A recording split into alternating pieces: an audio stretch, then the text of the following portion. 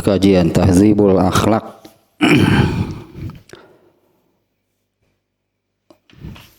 bab ke 10 ya, tentang ujub. Nah sekarang bagian akhir nih, ada 2 lagi, yaitu tentang mengobati ujub secara spesifik ya, sesuai penyebab ujubnya. Seluruhnya ada 8 ya, penyebab ujub itu ada 8. Ini kalau kita reviewnya dari awal, yang pertama karena fisik ya, jasad atau fisiknya, rupa, suara, apalah yang berupa fisik. Kemudian yang kedua karena kekuasaan, power gitu ya, karena kekuatan, kekuasaan. Yang ketiga karena IQ lah gitu ya, membanggakan IQ yang tinggi, kecerdasan. Yang keempat ujub karena keturunan ya, karena anak siapa, karena leluhurnya adalah siapa gitu ya. Yang keenam ujub karena memiliki pemimpin ya, padahal ya pemimpinnya itu pemimpin yang tidak berpegang kepada agama. Itu 6 ya. Sekarang nih 2 lagi nih terakhirnya dalam pembahasan tentang ujub. Yang ketujuh berarti ya, ujub karena harta. Ya, ujub karena harta. Di dalam surat Al-Kahfi ayat 34 ya, di dalam surat Al-Kahfi ayat 34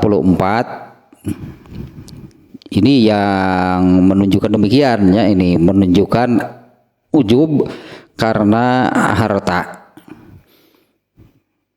Auzubillahi minasyaitonirrajim. Bagian ininya saja nih pendek nih ya. Orang-orang kafir nih mengatakan ana aktsaru minka malan wa a'azzu nafaron. Nah, aku ini lebih banyak dari kamu hartanya. Nah, sehingga gitu kan yang disebutkan di ayat ini, orang yang tidak mau taat itu kepada Nabi yang Allah utus karena merasa saya ini hartanya banyak, saya ini orang kaya dan tidak pantas untuk mengikuti orang yang miskin. Itu yang menjadi penghalang gitu ya, yang menjadi penghalangnya itu karena ya inilah ujub gitu ya. Artinya merasa tidak pantas, merasa jadinya gitu ya, merasa tidak butuh gitu ya penjelasan, keterangan, ilmu yang disampaikan oleh Nabi yang diutus oleh Allah, karena itu nabinya itu miskin. Merasa ya, artinya ya ujub kan merasa hebat ya. Ujub itu kan merasa dirinya hebat, dirinya itu tinggi, itu dirinya itu berderajat tinggi, terpandang mulia. Nah yang ini merasa demikiannya itu karena memiliki jumlah harta yang banyak. Dan dengan banyaknya harta, hanya dengan banyaknya harta itu seperti sunatullah jadinya ya. Sunatullah kalau kemudian ya banyaklah orang-orang di sekelilingnya, banyak pengikutnya, sebutannya mungkinnya banyak pengikutnya, banyak orang-orang di sekelilingnya. Nah sementara Nabi yang diutus oleh Allah, kalau dilihat itu pengikutnya siapa, jumlahnya berapa, yang taat, yang mengikuti Nabi yang Allah utus itu bukan orang-orang yang hebat, bukan orang-orang yang berpengaruh, jumlahnya sedikit, kemudian hartanya juga miskin. Nah, bagi orang-orang yang kayanya saat itu ya, bagi orang yang kaya saat itu di mana pengikutnya lebih banyak. Nah, karena ini seperti peribahasa ada gula ada semut gitu ya. Kalau ada orang kaya pasti banyak yang mengerubungi, pasti banyak yang mendatangi. Nah, di mana ini kesalahan dari manusianya. Ini kesalahan manusia yang menganggap orang hebat, orang terpandang, orang terhormat itu kalau seseorang itu banyak hartanya. Disebutlah hanya ini kesalahan manusia nih, yang menganggap orang yang terpandang hebat, terhormat, berderajat tinggi, mulia dan sebagainya gitulah, itu adalah orang yang banyak hartanya. Nah, ayatnya ya di surat Al-Kahfi ayat 34, ini potongan sihnya, hanya kalimat ininya saja nih. Ana aksaru min kamalan wa azzu nafaron. Aku ini lebih banyak dari kamu hartanya, lebih banyak pengikutnya. Lalu seorang nabi datang gitu ya, berdakwah, hanya menyampaikan tabligh dan dakwah, mengajak supaya si orang kaya itu mengikutinya. Kan gengsi bagi orang yang kaya. Berpengaruh enggak, katakanlah apalagi ya Rasulullah SAW sendiri kan ya, Rasulullah SAW sendiri ketika akan ditetapkan oleh Allah, artinya menjelang waktu penetapan beliau sebagai nabi, ya dimana kan ditetapkannya sebagai nabi itu ketika menerima wahyu yang pertama. Itu resmi jadi nabi, meskipun beliaunya belum sadar, ya belum sadar, belum paham dengan apa yang terjadi. Ya, padahal ya sebelum menerima wahyu belum jadi nabi. Resmi menjadi nabinya itu sejak menerima wahyu yang pertama. Nah, untuk sampai kepada ketetapan tersebut, Allah itu kan menghentikan dulu Rasulullah SAW dari berdagangnya dengan cara Allahnya. Allah menghentikannya.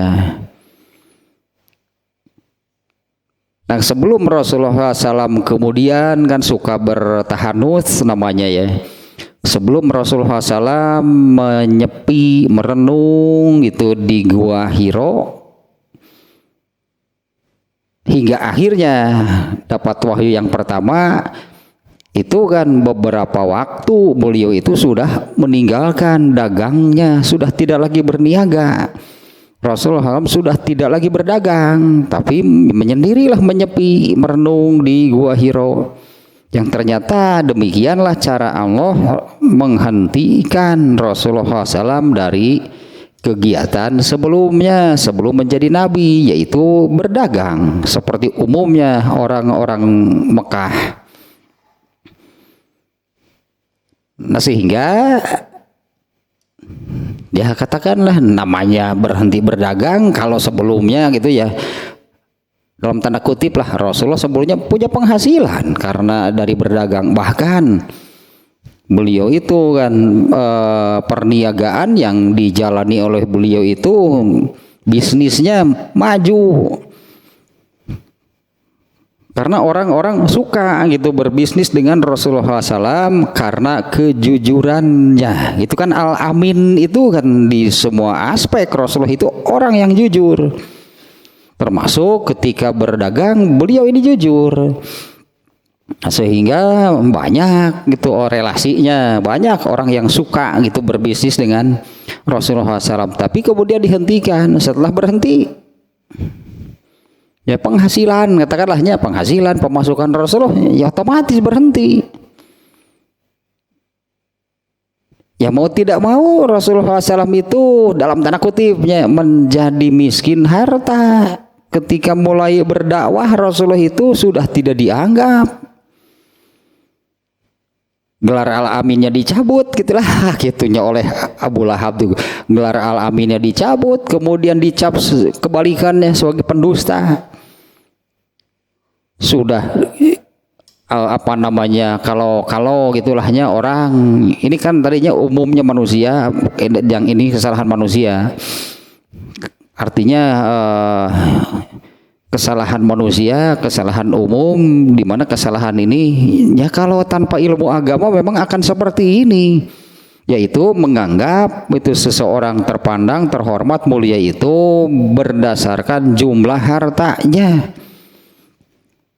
Nah bahkan kalau di ayat ini kan yang di ayat surat naon ari Al-Ma'arij itu yang manusia itu diciptakan sebagai makhluk yang berkeluh kesah.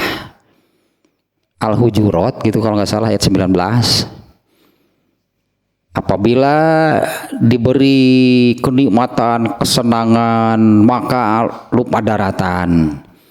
Nah, apabila diberi kesusahan, kemalangan, maka manusia itu berkeluh kesah seperti atau merasa menjadi orang yang paling menderita. Nah kemudian juga nih manusia itu kalau Al-Fajr nih, kalau ini surat Al-Fajrnya ayat berapa, 15-16 kalau nggak salah nih, ayat Al-Fajrnya 15-16 yang ini nih, fa'amal insan ya, fa'amal insanu. Nah ini insan itu berarti manusia seluruhnya. Fa'amal insanu ini aslinya manusia. Iza mabtalahu rabbuhu, apabila diuji sebetulnya oleh Allahnya, diujinya yaitu dengan cara fa'akramahu wa na'amahu, Allah menjadikannya orang yang tadilahnya terpandang di mata manusia, menjadi orang yang diberi harta yang banyak, diberi kenikmatan berlimpah. Manusianya sendiri menyimpulkan bahwa dirinya itu sedang dimuliakan oleh Allah. Itu menjadinya ketika orang itu oleh Allah dijadikan menjadi katakanlah status sosialnya tinggi, hartanya banyak, jabatannya tinggi, orang-orang menghormati. Di dunia seperti itu, dikondisikan demikian, orang manusia itu akan menyimpulkan bahwa Allah sedang memuliakannya. Tapi apabila sebaliknya, fa iza mabtalahu faqadara alaihi rizqahu, Allah mengujinya. Nah ini qadara alaihi rizqahu, Allah sedikitkan, ya Allah sedikitkan rezekinya. Ya Allah menjadikannya orang miskin lah katakannya. Manusia menyimpulkan bahwa Allah sedang menghinakannya. Ini manusia baik memandang dirinya sendiri atau memandang orang lain. Seperti inilah aslinya manusia. Jadi manusia itu memandang dirinya itu sebagai orang yang berderajat tinggi, terhormat, mulia itu kalau oleh Allah diberi harta yang banyak, dan berarti dia pun menuntut orang lain pun memuliakannya, memandang dirinya itu orang yang tinggi derajatnya, orang yang hebat. Nah orang miskinnya juga sama gitu, memandang orang yang tinggi derajatnya, orang yang mulia terpandang itu berdasarkan jumlah hartanya. Nah padahal ini dia Rasulullah SAW. Jadi kalau Rasulullah SAW sebelumnya Rasulullah itu berdagang lalu dihentikan oleh Allah ketika sebelum menjadi Nabi sudah dihentikan dulu dari berdagangnya. Makanya Rasulullah SAW kan merenung, bertahanus sebutannya ya, merenung, menyepi, menyendiri ya berarti kan tidak berdagang. Rasulullah itu ya siang malam berada di Gua Hiro. Kemudian setelah menjadi Nabi kan berhenti sama sekali dari berdagangnya. Anggaplah maka dalam tanda kutip Rasulullah itu menjadi miskin. Nah dalam kondisi seperti ini Rasulullah berdakwah nggak dianggap, berarti ya tidak dianggap. Karena yang ini kalau di sini sebetulnya ini bukan di zaman Rasulullah sini ayat ini. Ini orang-orang kafir dulu itu menolak tabligh, menolak ajakan, menolak dakwah Rasulullah, menolak dakwah Rasulullahnya utusan Allah, Nabi yang Allah utus kepada mereka itu, mereka merasa tidak pantas untuk mengikuti dan menaati Nabi. Ini alasannya, karena aku ini kan lebih, kalau mau dilihat dari harta, saya lebih banyak dari kamu. Gitulah kepada nabinya gitu ya, mereka mengatakan demikian.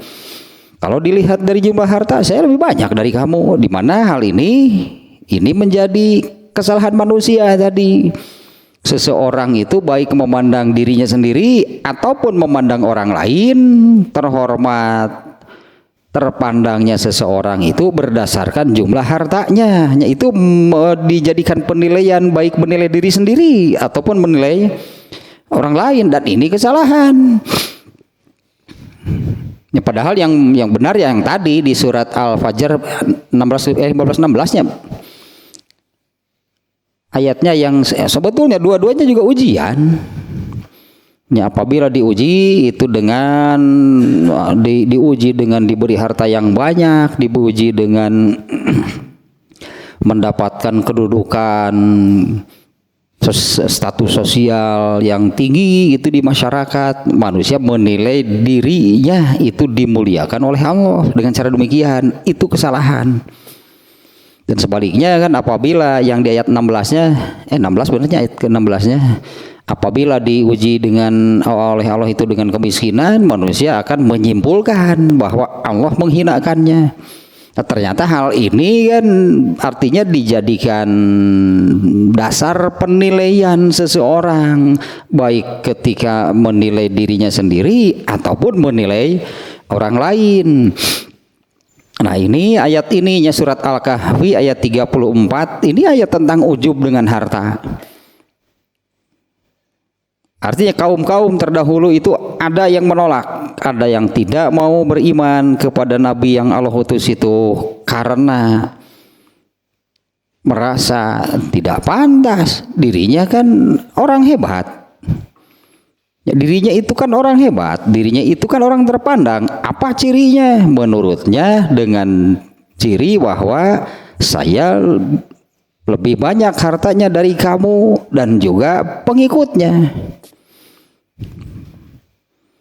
Nah, kemudian yang kedua nih ya, satu nih ya, ini ujub tentang harta ayatnya Al-Kahfi ayat 34.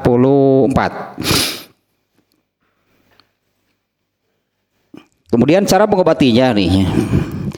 Cara mengobatinya ya tetap pastinya dari awal sebetulnya, dari semua penyakit hati yang penyakit hati, dari penyebab ujub nih ya. Dari yang nomor satunya tadi sudah disebutkan laginya, diulang satu persatu. Ini yang ketujuhnya ujub dengan harta. Sebetulnya cara mengobatinya sama. Benang merahnya mengobatinya sama, yaitu dengan alhamdulillah menafakuri, artinya coba pikirkan lagi dengan benar hakikat, berarti hakikat dari semuanya. Mulai dari awalnya kalau kita lihat lagi nomor satu kan, apa hakikat dari jasad? Kan ini yang nomor satu ujubnya dengan jasad, fisik, badan. Apa sih hakikat jasad? Ya hakikat itu kan sesungguhnya gitu, jasad itu apa? Berarti kalau orang yang ujub dengan jasad, dia tidak paham, berarti dia tidak mengerti hakikat jasad itu apa. Kemudian yang kedua nih ya, kalau kita sama nih ya semuanya, makanya ya, dengan kekuasaan, dengan kekuatan, apa hakikatnya? Itunya hal-hal seperti itu, hal tersebut itu apa? Kalau tentang hal ini ya, tentang power, kekuatan, kekuasaan, semestinya ini hakikatnya berartinya hadis yang ini nih, iza ra'aitumul munkaro fal yughayyirhu bi yadihi. Apabila kalian melihat kemungkaran maka ubahlah, hentikanlah dengan power itu dipakai. Itu Allah memberi power deh. Ya karena semuanya sebetulnya segala-galanya semuanya yang Allah anugerahkan, yang Allah berikan dalam arti kan itu adalah kenikmatan. Nah, maka semua kenikmatan itu kan tuntutannya hanya satu, yaitu digunakan sesuai dengan tujuan Allah memberikannya, sesuai dengan tujuan untuk apa dirinya diciptakan dan diberi anugerah yang kan semuanya itu harus digunakan sesuai dengan tujuan untuk apa Allah menciptakannya, yaitu beribadah. Nah, ibadahnya power berartinya ibadahnya power, kekuatan itu apa? Idza ra'aitumul munkara falyughayyirhu bi yadihi. Jika kamu melihat kemungkaran maka hentikanlah, ubahlah dengan kekuasaannya. Nah, kalau ini kan malah dijadikan kebanggaan, ujub, yang tentunya kalau ujub ini benang merahnya. Ujub itu apa? Lupa bahwa itu anugerah Allah. Fisik juga sama, orang yang ujub dengan fisiknya kan lupa bahwa itu adalah anugerah Allah sampai dilombakan kan. Jadi moka alah perlombaan moka mau jangjeng jajaka dilombakan eta jasa dira fisik apa untuk itu ya. Kemudian ya apalagi kalau yang terpilih sebagai juaranya, enggak saya geus ngarasa panggeulisna we eta awewe teh geus ngarasa pangkasepna we eta mah jasad mah sudah merasa paling, ya itu yang membawa kepada kebanggaan. Itu lupa bahwa itu adalah anugerah itu dari Allah. Benang merahnya itunya orang yang ujub itu lupa bahwa itu kenikmatan dari Allah. Semuanya sama nih lah itunya, dia mau dengan ujub dengan akal, ujub dengan keturunan. Ya ujub dengan keturunan yang menetapkan kita ini anak bapak kita itu siapa? Emangkah yang orang ada lain atuh? Terus leluhurna teh hayam hayam muruk. Keluhur teh hayam muruk rek hayam naon wae. Ya itu kan bukan keinginan kita kan. Jadi ujub kan karena bapak saya, kakek saya, leluhur saya. Kalaupun benar leluhurnya itu orang-orang yang mulia, apa mereka mulia karena anak bapaknya atau karena amal mereka? Ya leluhur mereka gitulahnya orang yang mulia, orang yang soleh, orang yang mulia, benar bisa jadi demikian. Nah, apakah dia ini orang yang soleh, orang yang mulia itu karena anak bapaknya atau karena amalnya? Bukan karena turunan kan? Nah itu semuanya nih ya. Nah yang sekarang ini berarti ini tentang harta juga sama benang merahnya. Mestinya menyadari, itu mungkinnya yang solid katanya. Mestinya menyadari intinya yang barusan bahwa itu adalah anugerah, itu kenikmatan dari Allah.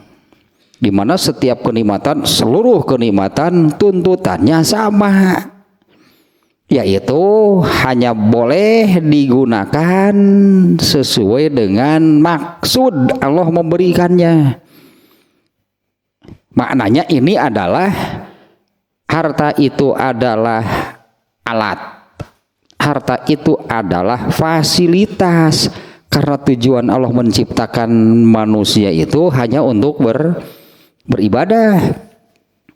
Ini definisi syukurnya ada beberapa sih, di antaranya di sini juga di kitab Tahdzibul Akhlak ini definisi syukurnya itu kurang lebih begini: menggunakan kenikmatan sesuai dengan maksud Allah menciptakan dirinya. Ada juga yang menggunakan kenikmatan sesuai dengan tujuan Allah memberikannya. Sama sebetulnya kan maknanya. Karena tujuan Allah menciptakan manusia untuk apa? Ya, untuk beribadah. Sehingga Allah memberikan kenikmatan kepada seseorang itu untuk apa? Ya, untuk beribadah. Itu hakikat itunya, berarti tidak mengerti, tidak paham itu dengan hakikat dari harta. Kemudian yang kedua juga bahaya. Ada bahaya gitunya, ada bahaya gitu di dalam harta. Artinya harta ini bisa membahayakan. Bisa membahayakan juga. Yang kedua, di dalam harta itu banyak hak, atau yang pada harta yang ada pada seseorang itu banyak hak yang harus dikeluarkan, terutama yang hukumnya wajib adalah zakat. Itu kan ada pada seseorang, ya, ada pada orang yang, kalau zakat itu kan ibadah maliyah, hanya zakat itu ibadah maliyah, zakat itu ibadah terkait dengan harta.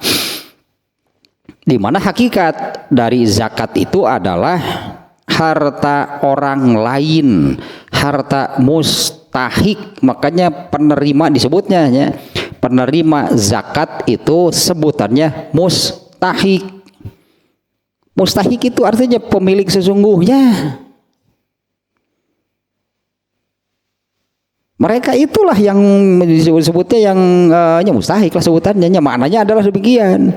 Mustahik itu apa? Mereka pemilik sesungguhnya dari harta tersebut. Hartanya ada di mana? Hartanya Allah titipkan pada muzaki, orang yang kena wajib zakat.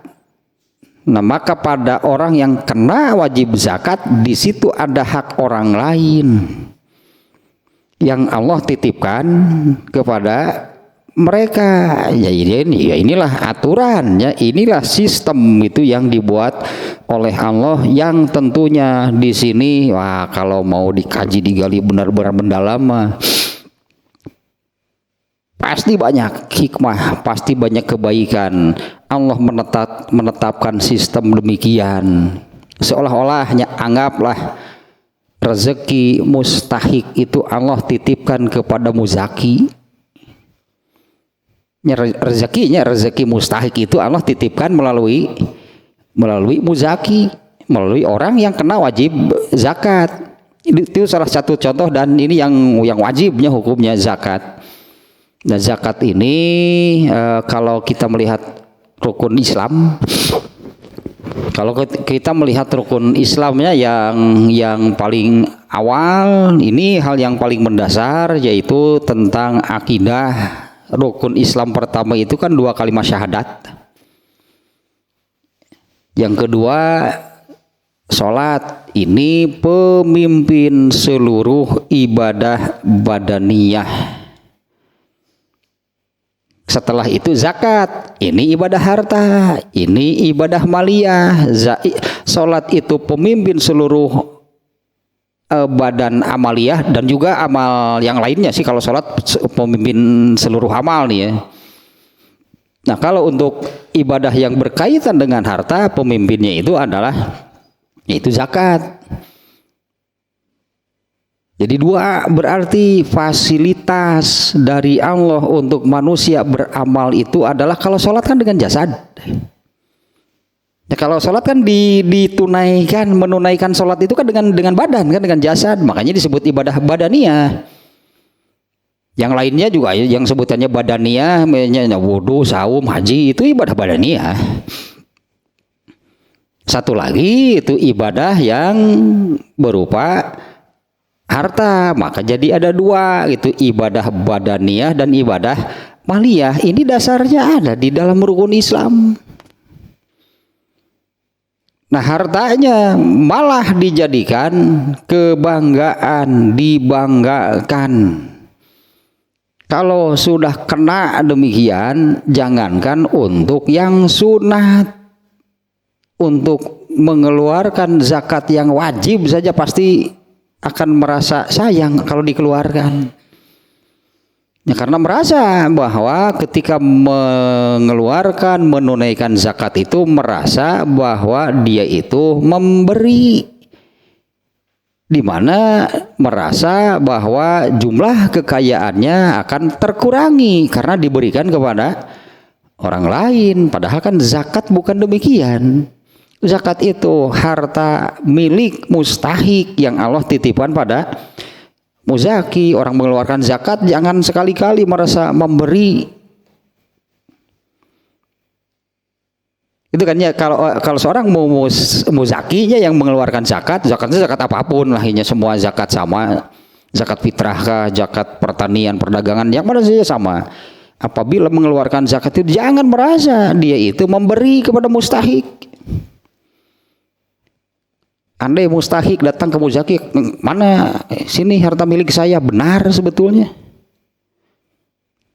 Karena memang pemiliknya adalah mustahik. Tapi inilah karakter manusianya, karakter manusia seperti ini. Sakitu nu batur nu aya di dirina teh keukeuh asa nu manehna. Ketika datang perintahnya, ini sekarang waktunya berikan kepada mustahik. Lebar di mungun. komo lamun sodako sigana teh wah berat. Ada hak gitunya satu nih, ada pada harta itu ada bahayanya. Nah, karena dengan makna yang tadinya karena untuk untuk mengobati isinya, ini kan mengobati ujub dengan sebab yang manapun ya, mulai dari nomor satu semuanya sebetulnya mestinya menyadari bahwa itu adalah kenikmatan dari Allah. Kalau di beberapa waktu yang lalu juga sudah saya sampai mengatakan bahwa ujub itu sebetulnya apa sih? Ujub itu dia menafikan peran Allah, seolah-olah itu karena kemampuan dirinya. Bahkan orang yang ujub dengan ibadah juga kan sama kan. Orang yang bisa beribadah kan dengan benar, bisa ibadahnya benar, ibadahnya maksimal. Kan di jurus setan itu kan masukkan ujub, jadi celaka. Dia lupa gitu bisa beribadah dengan benar, ibadahnya maksimal, ibadahnya hebat lah gitunya. Lupa bahwa itu atas pertolongan Allah, itu anugerah dari Allah bisa beribadah demikian. Dia lupa, dia merasa saya punya kemampuan yang hebat sehingga bisa ibadah sedemikian rupa. Itu kena oleh ujub. Ibadahnya rusak, malah jadi dosa. Ibadahnya itu malah menjadi dosa. Itu yang benang merahnya. Makanya dari ujub dengan apapun lah yang menjadikan seseorang ujub, dia tidak, nah, namanya apa, dia tidak sadar kah, dia lupa atau memang tidak tahu bahwa semuanya itu anugerah Allah. Kalau kebalikan dari ujub, syukur. Ya, orang yang ujub itu orang yang tidak lupa, tidak sadar, tidak mengerti itu bahwa itu adalah anugerah. Nah, kalau orang yang menyadari hal demikian, kalau menyadari bahwa ini adalah kenikmatan dari Allah, terus harus bagaimana? Ya, kenikmatan itu kan disyukuri kan? Dan bersyukur itu adalah yang tadi menggunakan kenikmatan sesuai dengan maksud atau tujuan Allah menciptakan dirinya untuk apa? Atau definisinya itu menggunakan kenikmatan sesuai dengan tujuan Allah memberikan kenikmatan tersebut. Tetap saja ibadah hanya satu, nggak ada yang lain. Nah, lanjutkan lagi nih.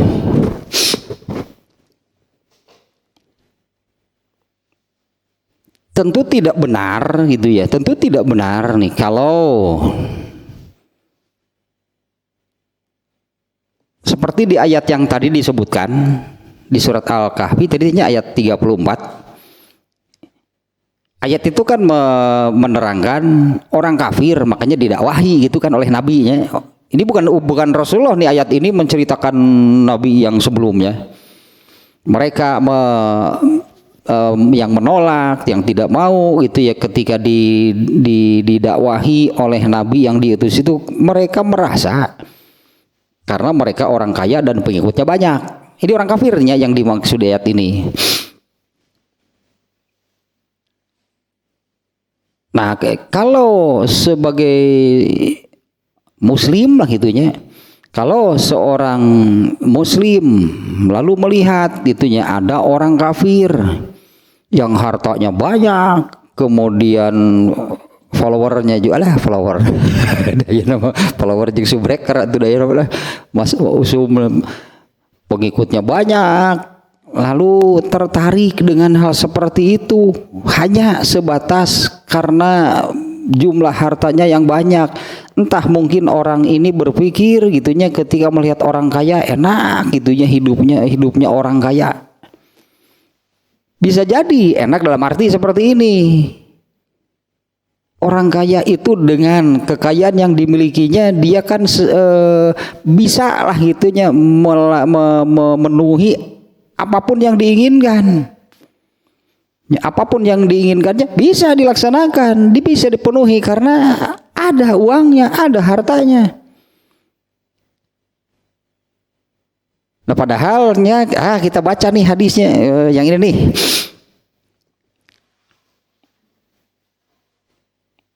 Ini ternyata ininya kalau kita cermati nih hadis ini, redaksinya ini berat ternyata nih.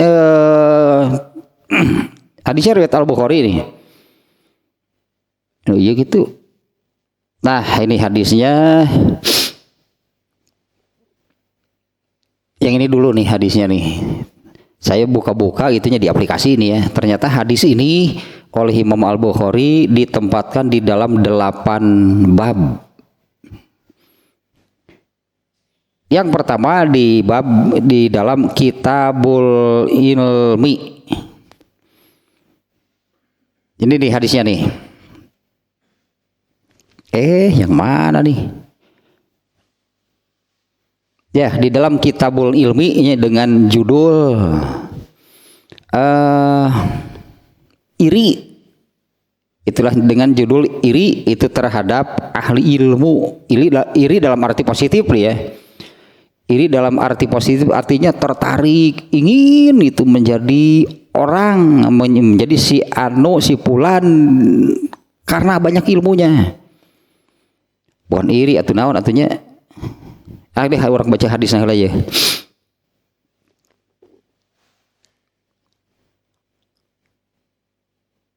Ya itu tadi lafadznya yang mananya ada beberapa lafadz sih, karena hadis ini ditempatkan di 8 bab yang berbedanya di dalam Sahih Bukhari. Nah ternyata ada beberapa redaksi yang berbeda. Ini yang ada di dalam Kitabul Ilmi atau mending ya. Nah ini nih. An Abi Hurairah radhiyallahu anhu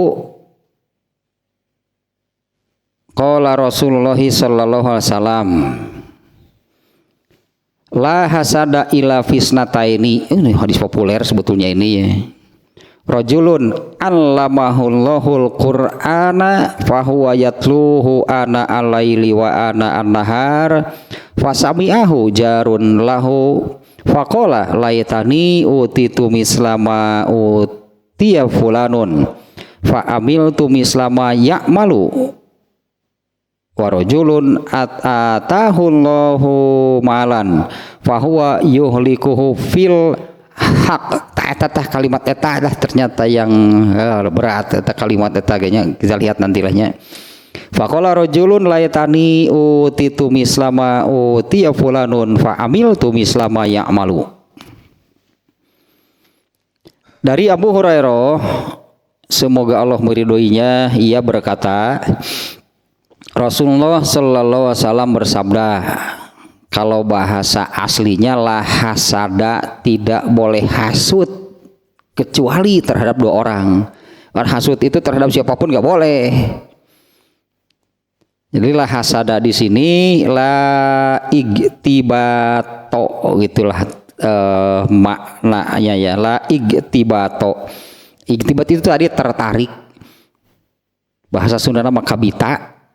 Kalau kita melihat orang lain itu, kita itu tertarik kabita meni hayang teh siga sipulan. Tidak boleh demikian kecuali karena dua hal gitu kan, kecuali karena dua hal. Yang pertama ya, tidak boleh apa sih ceritanya tertarik mulanya bahasa kitanya, tidak boleh tertarik, tidak boleh memiliki keinginan mengikuti gitulah. Ini maksudnya demikiannya, tidak boleh itu di dalam diri kita itu ada keinginan mengikuti atau menyerupai seseorang kecuali karena dua alasan. Yang pertama yaitu seseorang yang telah atau yang diajari oleh Allah Al-Qur'an. Ini garis miring nih, Al-Qur'an di sini adalah agama Islam berarti. Ya, ini kan tidak boleh tadinya kan maknanya tidak boleh ada keinginan mengikuti atau menyerupai itunya seseorang kecuali karena dua alasan. Yang pertama yaitu seseorang yang diajari oleh Allah Al-Qur'an, sehingga orang itu membacanya begitu siang dan malam sampai tetangganya bisa mendengarnya, sehingga yang mendengarnya itu mengatakan, andai aku diberi sebagaimana apa yang telah Allah berikan kepada si fulan, niscaya aku pun akan mengamalkan seperti apa yang diamalkannya. Gitu ya, aku akan mengamalkan seperti yang diamalkannya. Berarti ini tentang ilmu. Ini orang pertamanya yang boleh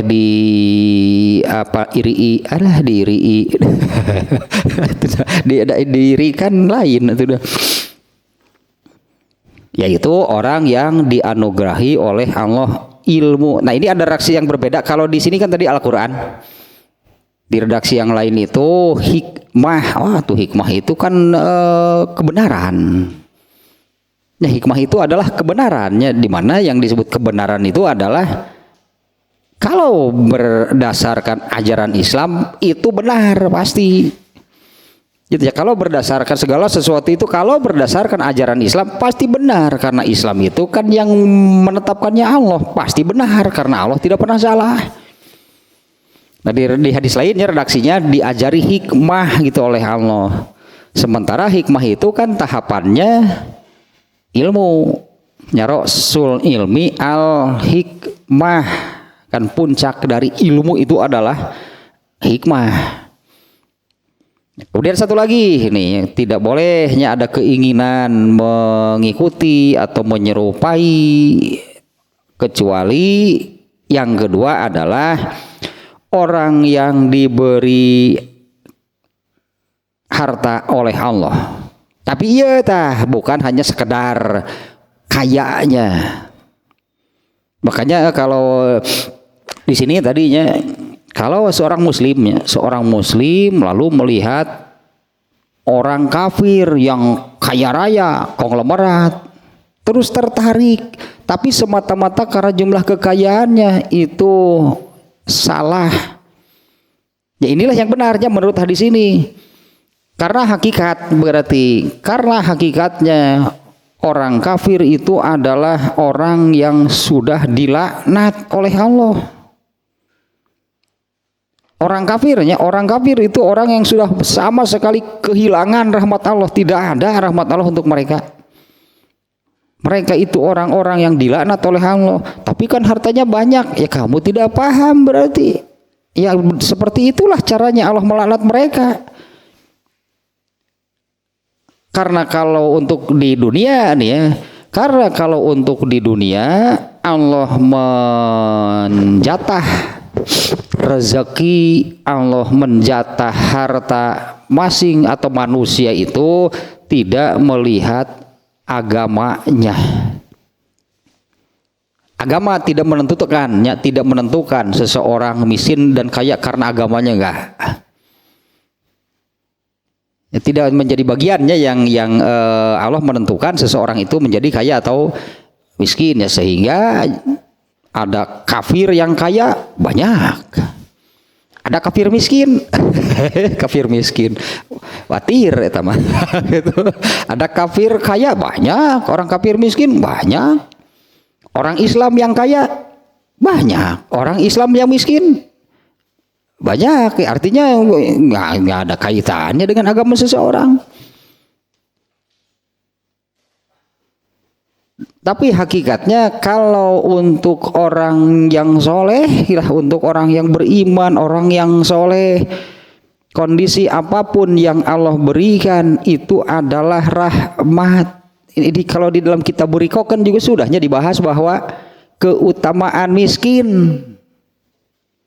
Kan judulnya pun keutamaan miskin. Kemudian ada hadis yang ini, kemarin hadis riwayat saya kebetulan juga kemarin dibacanya.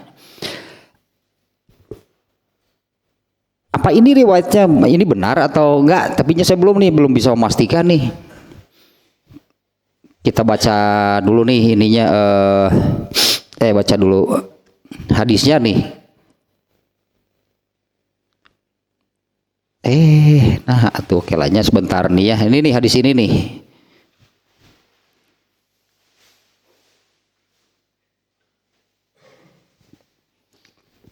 Ini kemarin nih kebetulan kita baca nih ya. Yang mananya nih ya? Ini nih hadisnya nih, riwayat At-Tirmizi nih.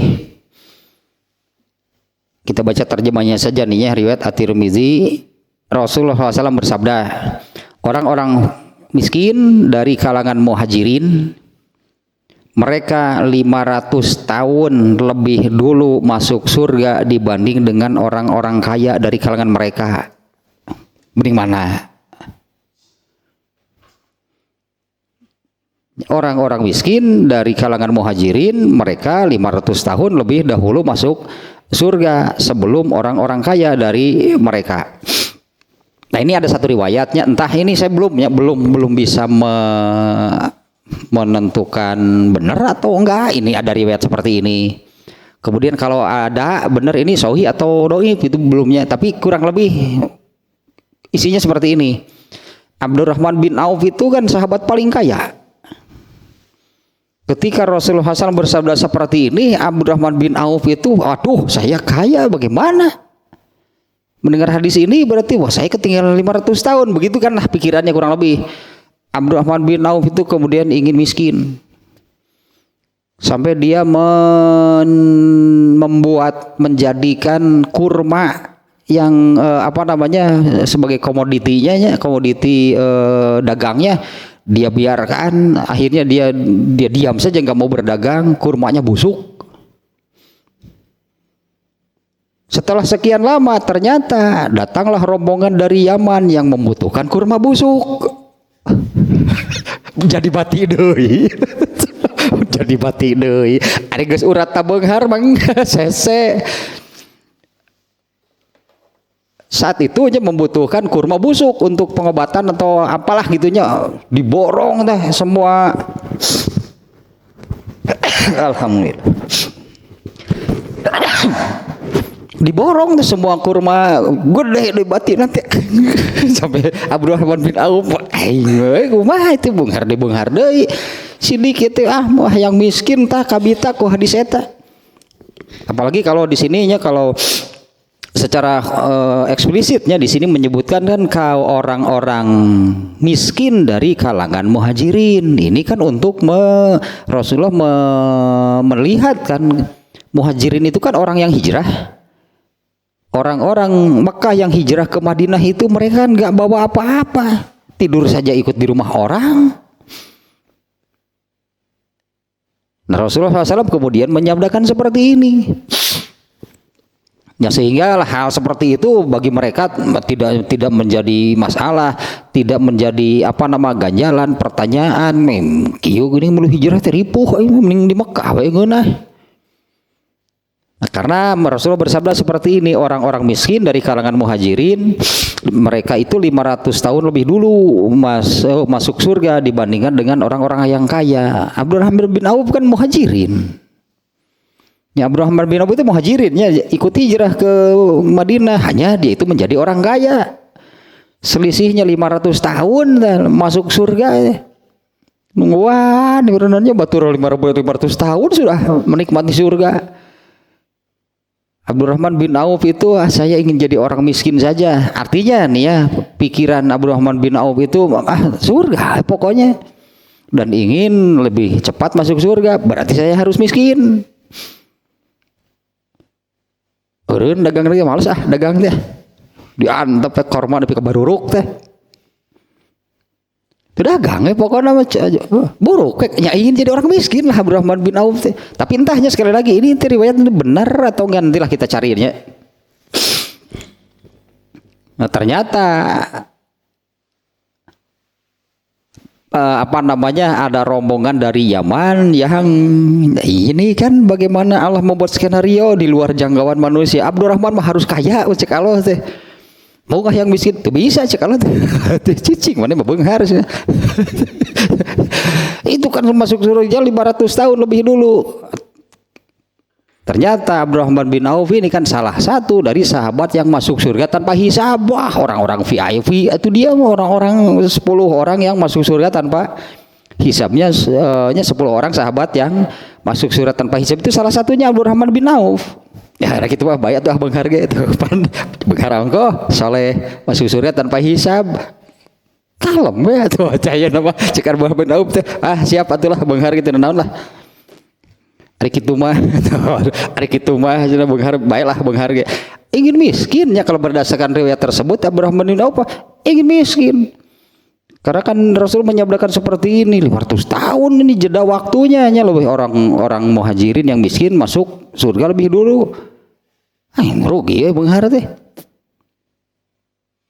Ternyata kan tidak demikian ya, untuk Abdurrahman bin Auf nih khususnya. Abdurrahman bin Auf itu kan malah mengalahkan ratusan ribu sahabat. Dia salah satu dari 10 sahabat yang dipastikan masuk surganya tanpa hisab. Pasti rombongan pertama masuk surganya. Ya pasti rombongan pertamanya masuk surganya karena yang paling dulu ini ada hadis ini tentang keutamaan Abu Bakar. Orang pertama dari umatku, orang pertama yang paling dulu itu masuk surga dari umatku itu adalah Abu Bakar. Tak iya rombongan itu 10. Karena yang masuk surga tanpa hisab itu masuknya itu sambil bergandengan tangan. Siga iyalah timnas Brazil gini kan bangun keluar itu. Si Ronaldo. Dipanggil itu gak brugo si Ronaldo. Kangen lah.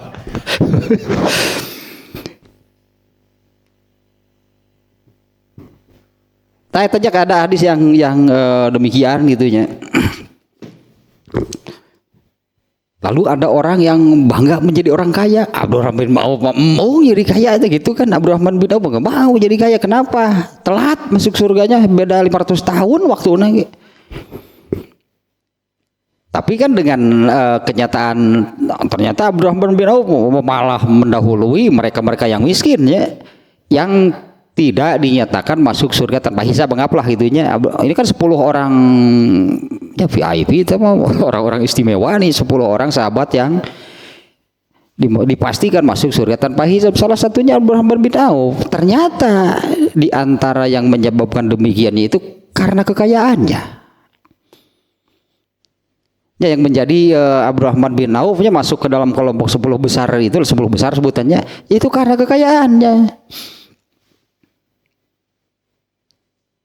Nah, yang tadi kita kembali lagi ke hadis yang tadi, kepada tidak boleh iri, tidak boleh ada keinginannya mengikuti atau ingin seperti si anu, si fulan gitunya, tidak boleh. Di dalam hati itu ada keinginan demikian kecuali karena 2 alasan. Yang pertama, kepada orang yang diajari ilmu oleh Allah. Kalau di hadis yang lainnya dengan redaksi dan dia beramal berdasarkan ilmunya, atau orang berilmu yang mengamalkan ilmunya. Nah, yang kedua, tadi redaksi nu mana atunya? Redaksi yang ini nih, yang ada kata al-haq itunya. Sebentar lagi tutup deh. Nah, ini nih. Yang kedua adalah punya keinginan, yang boleh berartinya punya keinginan menjadi seperti si anu itu, orang yang dikaruniai harta oleh Allah dan ia membelanjakannya, atau apalah bahasanya, membelanjakannya. Belanja mah kesan teh shopping. Shopping, belanja mah.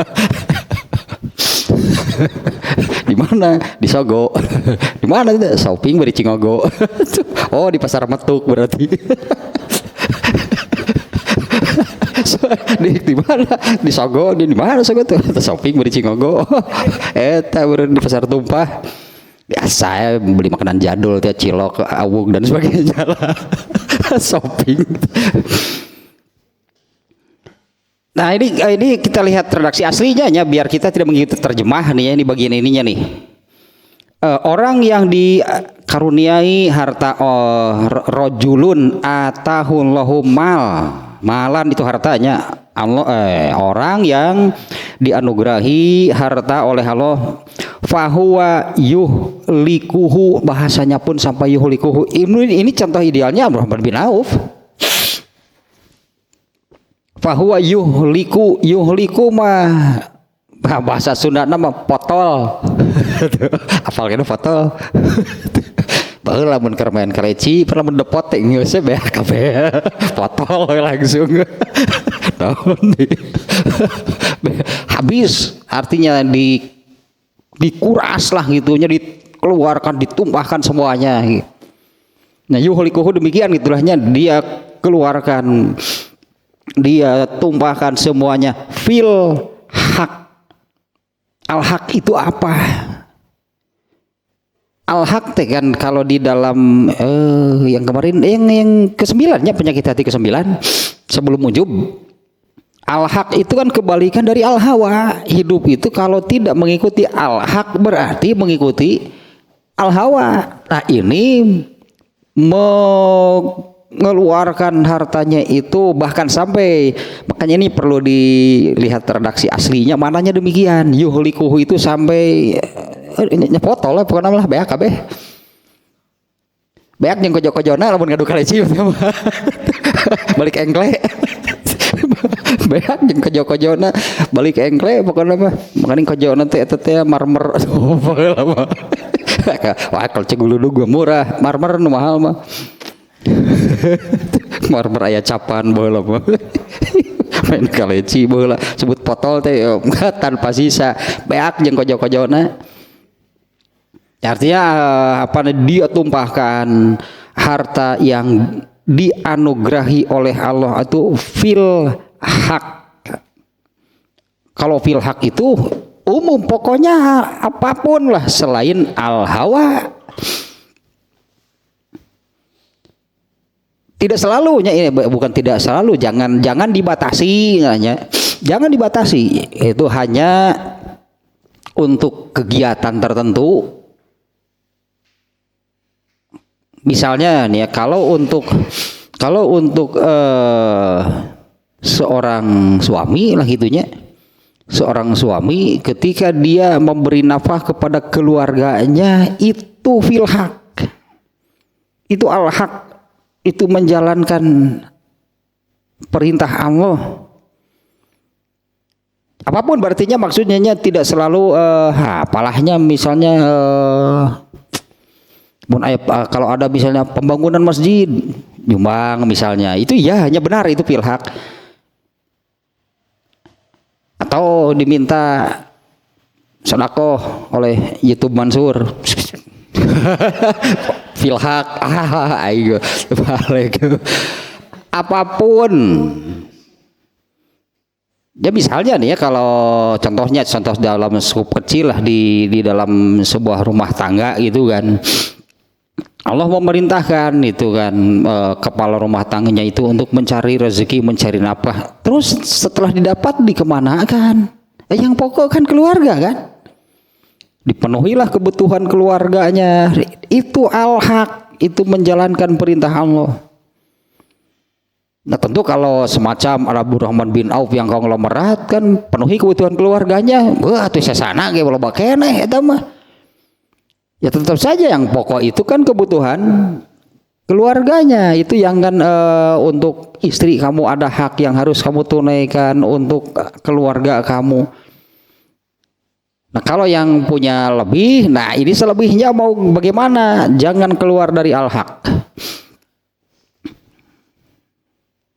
Hari nunggusup al-haq lain, aduh, tuh, nunggusup al-haq lain, pan ngaluarkeun harta eta ge. Itu al-haq mah kebalikan dari al-hawa, pokoknya mah. Kemarin lahnya sudahnya panjang lebar dalam judulnya juga kan penyakit hati yang ke-9 sebelum ujub ini kan ittibaul hawa. Apa sih al-hawa? Apapun pokoknya bukan al-haq. Nyata kira-kira nunggu seup gitu al-haq itu teh acarana teh. Ya misalnya kalau ada pembangunan masjidnya, itu kan ada sebuah acara kan ya, sebuah acara sehingga orang lah itu mengeluarkan uang ikut membantu pembangunan masjid. Nah itu acara itu al-haq bukan? Ya berarti asugana nu eta nu bieu al-haq lain. Kalau bukan al-haq al-hawa berarti nggak ada yang lain. Meskipun kan aslinya al-hawa, alah ini balik lagi kan al-hawanya, meskipun kan aslinya al-hawa itu netral, anggaplah netralnya. Terus al-hawa ini di bahasa Sunda kita mah kahayang jeung karesep jelema teh boga kahayang boga karesep itu memang bagian dari manusia, di dalam dirinya itu ada al-hawa. Aya kahayang jeung karesep. Terus kahayang jeung karesep nanti kepada sesuatu yang ini tidak melanggar aturan agama, tapi bukan ketaatan kan? Karena mengikuti kahayang jeung karesep, bukan mengikuti, bukan ketaatan berarti yang dilakukannya. Kamu gitu mah al-hawa nanti sudah diarahkan ke arah seperti judi, itu mah jelas. Ya al-hawanya itu malah diarahkan ke hal-hal yang jelas-jelas melanggar, misalnya jelas-jelas melanggar aturan Allah. Ini al-hawa aslinya saja teu haram, teu pahala. Al-hawa dituturkan itu jadi dosa. Pan ittibul hawa teh dosa, penyakit hati.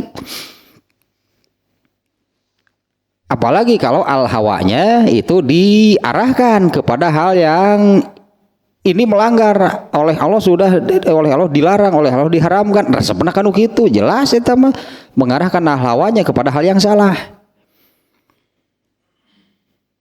Al-hawanya sendiri kalau semata-mata mengikuti al-hawa artinya bukan mengikuti al-haq. Kalau mengikuti al-hawa, kemarin di bab ini, di bab takwanya yang dalam pembahasan Dalilul Falihin, dalam pembahasan tentang takwa itu hadis kedua terakhir kalau nggak salahnya di dalam kitab Dalilul Falihin itu doa isinya kan, Allahumma inni as'alukal huda wa taqwa wal afafa wal ghina. Ingat tadi amalkan atuh. Nyamalkan itu hadis itu doa seperti itu. Nabi mengajarkan Nabi berdoa seperti itu. Allahumma inni as'alukal huda ya Allah aku memohon, meminta, artinya berilah aku itulahnya.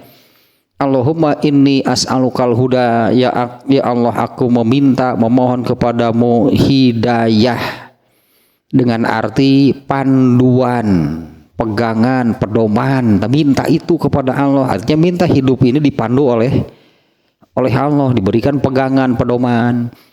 Wa taqwa, Allahumma inni as'alukal huda wa taqwa, itu kan hadis di bab takwanya, ini doa minta gitu. Ternyata ketakwaan itu jelas harus diusahakan oleh manusia, di mana Allah sudah memberi jalan. Kalau mau takwa itu bagaimana, kalau ingin sampai kepada takwa itu harus bagaimana, itu di surat Al-Baqarah ayat 20. Untuk takwa itu harus begitu. Allah sudah menunjukkan nih jalannya kalau ingin menjadi takwa. Itu yang ya ayuhan nasu budu rabbakum, wahai manusia beribadahlah kepada Tuhanmu. Ujung ayatnya adalah agar kalian takwa.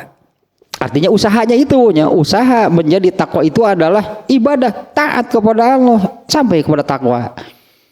Tapi ternyata hal itu jangan ujub, berarti jangan ujub, jangan merasa andai sampai kepada takwa itu. Oh, kan saya beribadah kepada Allah, emang Allah nggak menolong apa?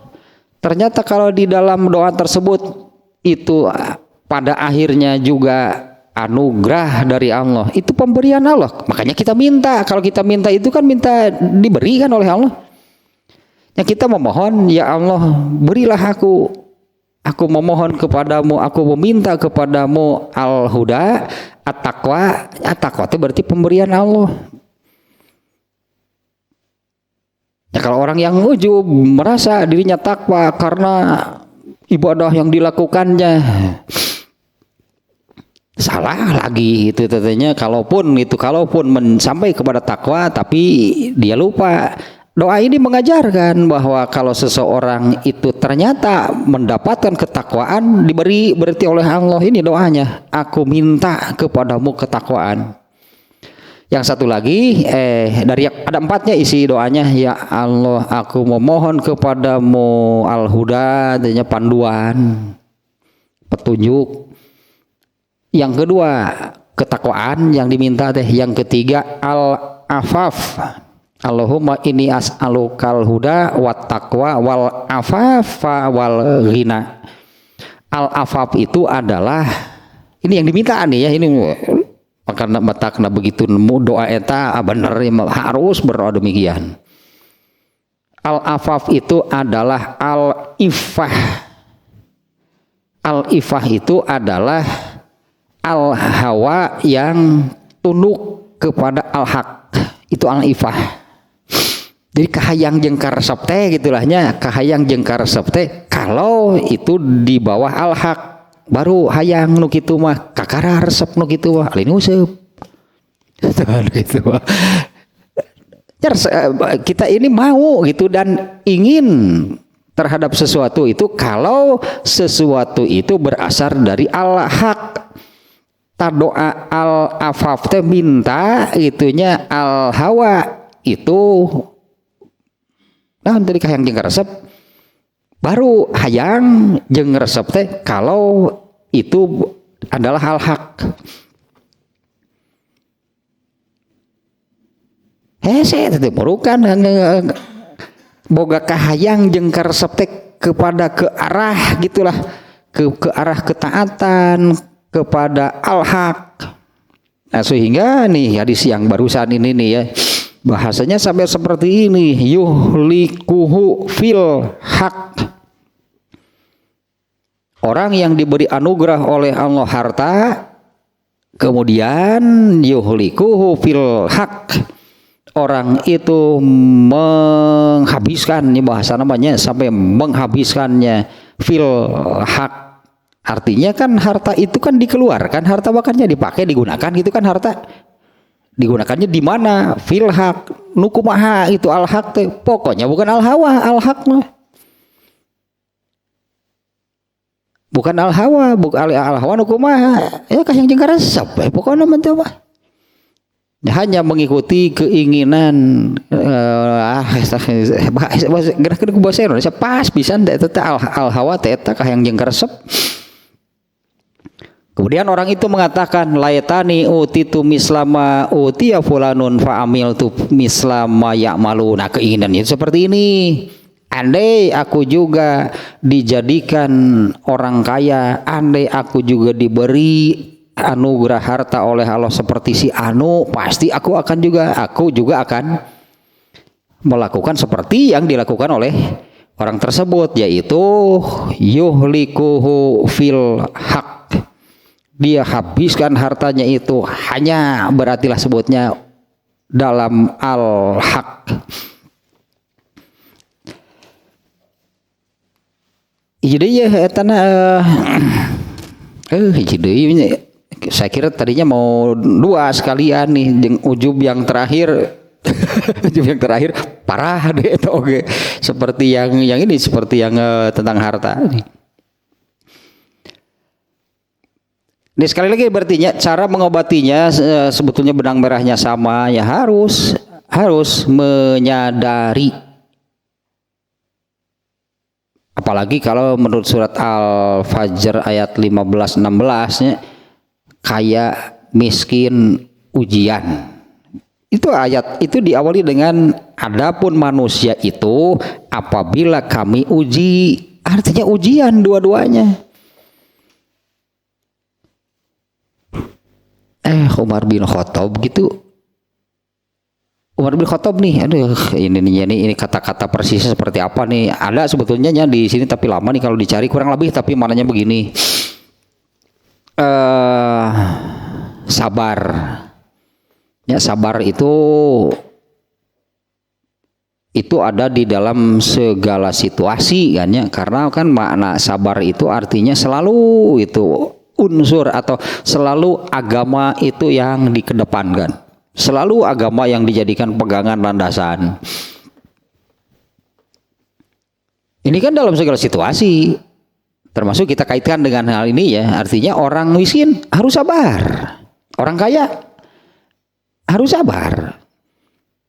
Sabarnya orang miskin seperti apa, sabarnya orang kaya seperti apa. Nah, Umar bin Khattab mengatakan, aku lebih suka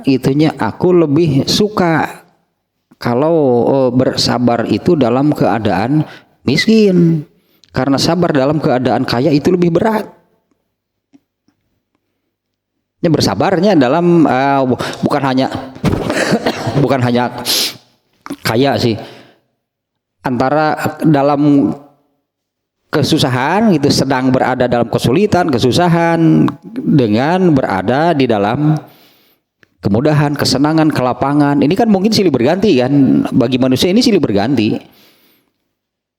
Bagi Umar bin Khattab itu aku lebih suka gitu, berada dalam kondisi sedang dalam kesulitan, sedang dalam semacam itulah, dibandingkan dengan ketika berada dalam keadaan kelapangan, kemudahan, kesenangan. Nah, karena sabar dalam keadaan dalam keadaan kelapangan, keadaan senang itu lebih berat. Mungkin secara umum juga seperti itu. Orang ketika dapat masalah, ketika dapat kesulitan, ingat Allah. Tapi waktu senang, umumnya kan demikian ya. Ketika waktu senang malah mudah lupa gitu oleh Allah. Itu yang di surat Al-Hujurat itu tanya yang menerangkan ya, manusia itu kalau diberi kenikmatan lupa daratan, kalau diberi kesulitan maka dia berkeluh kesah. Ini aslinya gitu, kalau tanpa polesan agama, tanpa ada unsur agama, itulah aslinya manusia. Ternyata setelah ada agama, ada Islam di dalam dirinya pun tetap kalau dalam keadaan senang lupa daratan, waktu sulit barulah ingat Allah. Ngan sabelah berarti ngan sabelah sadar teh nya lamun keripuh. Ingat ka Allah teh mun keripuh we bungkul kersenang lupa daratan. Nah ini saya kira cukup nih ya tentang ini ujub gitu dengan hartanya. Mestinya tetap saja itunya menyadari hakikat dari harta.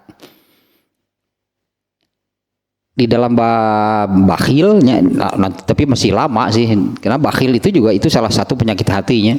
Di dalam bab bakhil, di sana ada hadis dimuat di dalam kitab Tahdzibul Akhlak ini, harta terbaik itu adalah harta yang baik di tangan orang soleh. Ya, harta terbaik itu adalah harta yang baik yang ada di tangan. Ini tidak menunjukkan jumlah ini. Ya, harta terbaik itu adalah harta yang berada di tangan orang yang soleh. Jadi eta nu penting mah soleh bae beungharge atuh. Gini Abdurrahman bin Auf yang miskin atuh. Kadienakeun apal masuk surga tanpa hisab. Oh baik atulah beunghar ge. Pan kitu nya.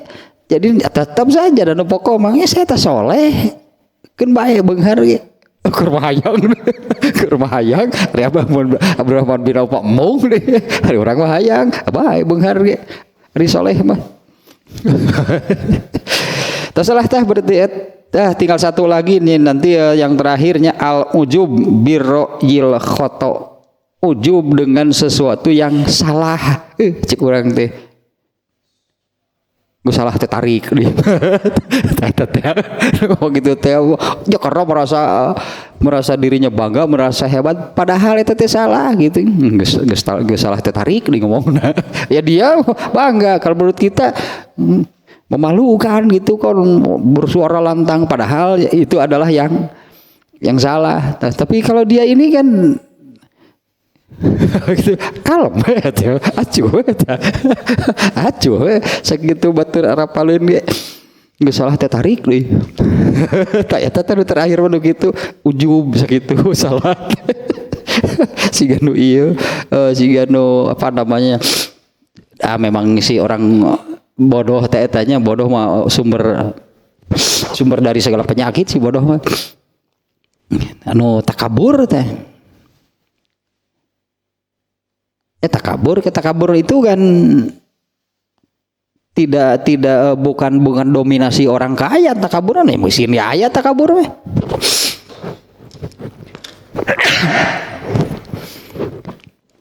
Nya geus miskin bodoh takabur deui gitu. Geus miskin bodoh takabur deui. Aduh aya anu kitu. Ai bodoh teh bebas takabur. Boleh lah anu bodoh mah. Bebas anu bodoh mah. Tanpa batas lah. Terus lah jadi berarti nya eta tah nantinya ujubnya itu dengan al ujubu birro'yil khoto, ujub dengan sesuatu yang sebetulnya itu adalah salah tapi jadi ujub gitu kan salah.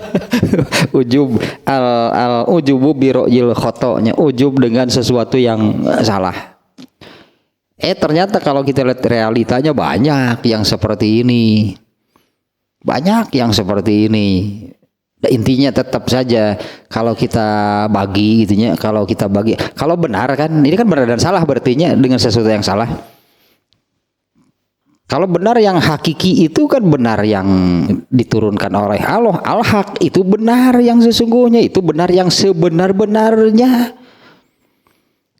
Nah, banyak nih orang yang justru bertentangan dengan ilmu agama, dengan ajaran Islam yang dari Allah, tapi kowe ngarasa eta nu bener tah eta, banyak yang demikian. Padahal mereka itu landasannya apa? Pegangannya apa? Bukan ilmu yang dari Allah. Padahal kalau bukan ilmu yang dari Allah, benar lagi kebenaran bukan benar. Kebetulan lah itunya tidak salah. Kalaupun sejalan dengan ajaran Islam itu hanya kebetulan, bukan benar yang sesungguhnya.